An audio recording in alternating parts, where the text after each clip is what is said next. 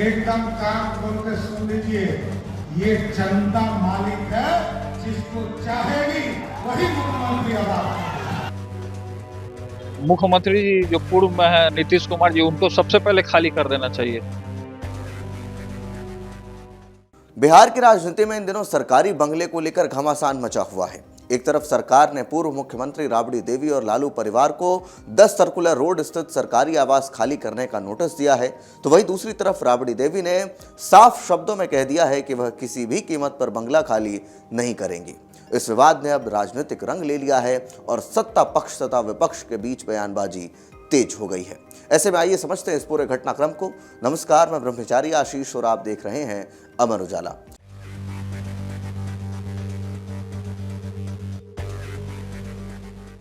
बिहार सरकार ने लालू परिवार को 10 सर्कुलर रोड स्थित सरकारी आवास खाली करने के लिए 15 दिनों का अल्टीमेटम दिया है। यह वही आवास है जहां पूर्व मुख्यमंत्री लालू प्रसाद यादव, राबड़ी देवी और नेता प्रतिपक्ष तेजस्वी यादव वर्षों से रह रहे हैं। भवन निर्माण विभाग के अनुसार 25 नवंबर 2025 को ही राबड़ी देवी को नया सरकारी आवास आवंटित कर दिया गया था, लेकिन इसके बावजूद उन्होंने पुराना आवास खाली नहीं किया। इस पूरे विवाद की शुरुआत तब और तेज हो गई जब दिल्ली से पटना लौटने के बाद राबड़ी देवी ने सरकार को खुली चुनौती दे दी। उन्होंने स्पष्ट शब्दों में कहा कि 10 सर्कुलर रोड वाला आवास किसी भी कीमत पर खाली नहीं किया जाएगा। राबड़ी देवी ने कहा, अगर सरकार को बंगला खाली कराना है तो फोर्स बुला ले और बलपूर्वक खाली करवा ले, लेकिन हम खुद यहां से नहीं जाएंगे। राबड़ी देवी के इस बयान पर बिहार के मुख्यमंत्री सम्राट चौधरी ने तीखी प्रतिक्रिया दी है। मुजफ्फरपुर में आयोजित सहयोग शिविर के दौरान उन्होंने कहा कि कुछ लोगों को लगता है कि उनका घर नहीं खाली होगा, लेकिन यह बंगला निश्चित रूप से खाली होगा।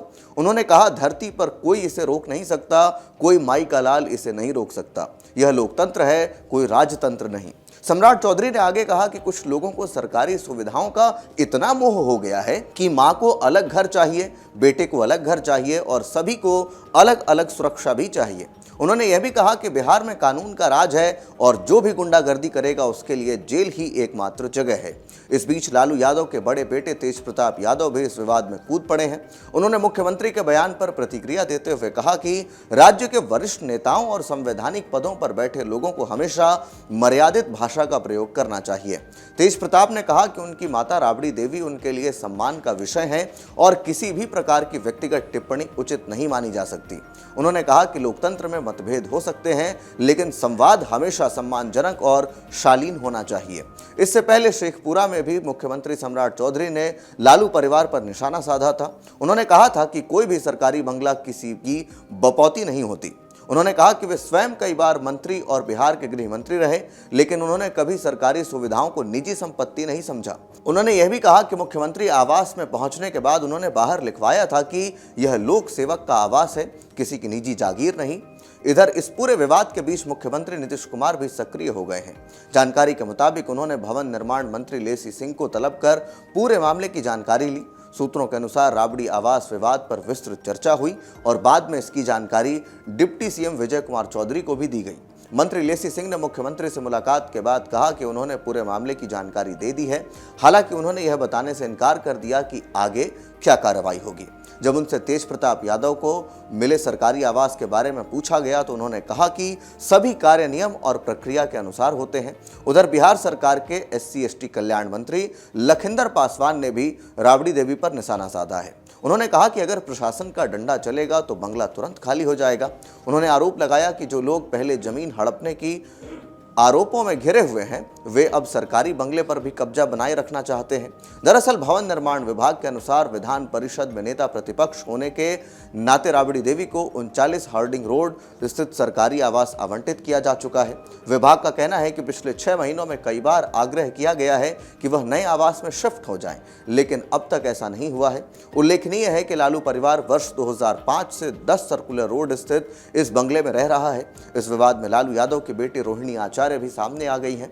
उन्होंने सोशल मीडिया पर लिखा कि करोड़ों लोगों के नेता लालू प्रसाद यादव का अपमान करना सरकार की प्राथमिकता बन गई है। उन्होंने कहा कि घर तो खाली कराया जा सकता है, लेकिन जनता के दिलों से लालू यादव को नहीं निकाला जा सकता।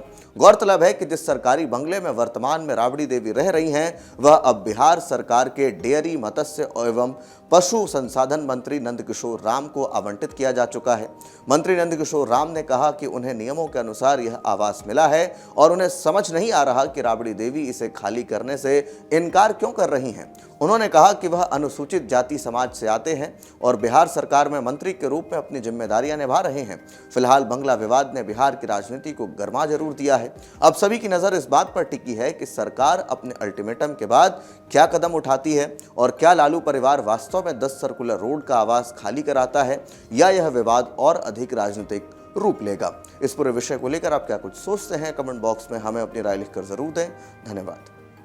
आपके राज्य की खबरें, आपके शहर की खबरें सबसे पहले जानने के लिए देखते रहें अमर उजाला। चैनल को सब्सक्राइब जरूर कर लें और पाएं हर अपडेट।